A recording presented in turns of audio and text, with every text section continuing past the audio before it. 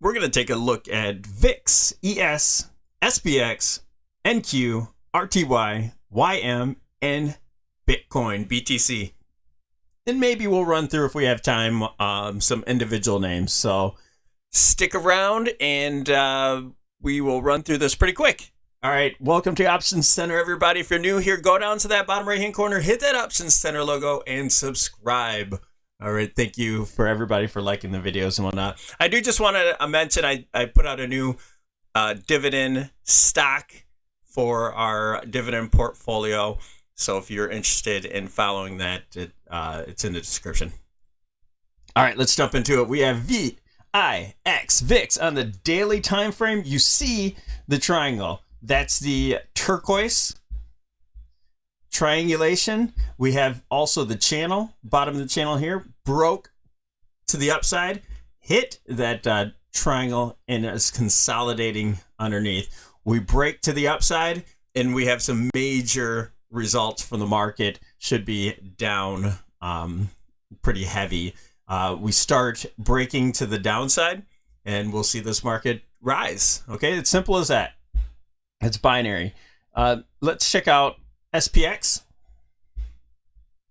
At SPX, I have this in sort of like our bear goggles. We have our a large bear flag. This flag I moved underneath here just as a geometric line that we have to get under in order for more downside.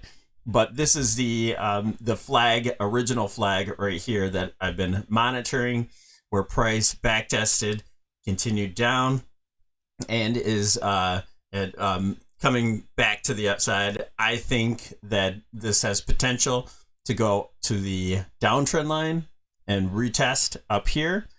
We do have an alternate count on our Elliott wave that says we go for one more high. So we're going to have to watch price action. Anything can happen with FOMC coming up on Wednesday.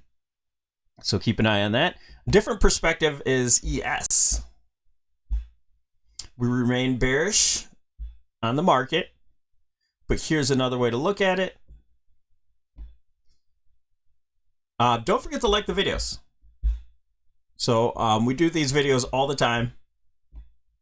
So hit that notification button. You know, all the YouTube stuff. But we have this downtrend line that's been giving us a lot of trouble, and rejected off of it on Friday, and now we're going to test it again. If that breaks to the upside, then we'll draw another geometric line that looks more like SPX. On NQ, same thing. We're looking at this in a bear perspective.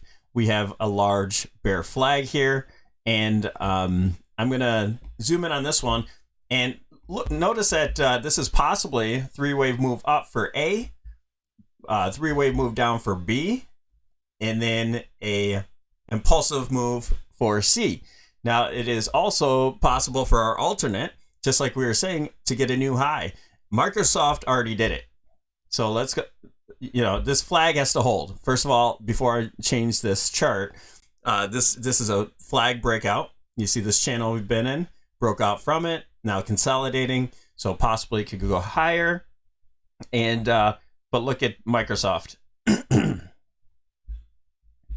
Okay, Microsoft, yes, if you're looking at this from bear goggles, like I said, from the bear glasses, we hit the channel, we're rejecting off the channel top, and but what I really want to focus in on is what is possible for the NASDAQ, and this would be that A, B, C ending here, but it made a new high. So this could be seen as, in my bear eyes, A, B for expanded flat, and then you have a 1, three-wave move up, three-wave move down for 2, three-wave move up for 3, three-wave move down for 4, three-wave move for a 5 to complete an ending diagonal there, and push off into resistance, and now should return to the downside.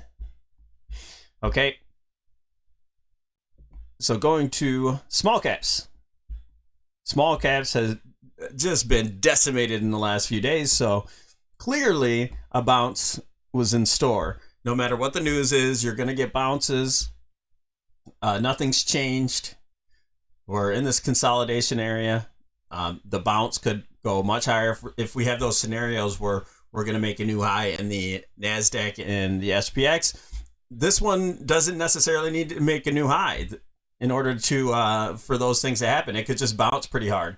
So because we have this A, B, C correction could be over there, and this would have this would make a new low there, and so we think that opens up a much lower scenario. But this could bounce significantly, at least to the 1840, if it does move further, and then you have some confluence there. And just quickly, the Dow. The Dow broke down from its triangle that we had here. We think it's a 1-2, 1-2 setup, and now we're going to head much lower. I don't think this is going to bounce much further, but if this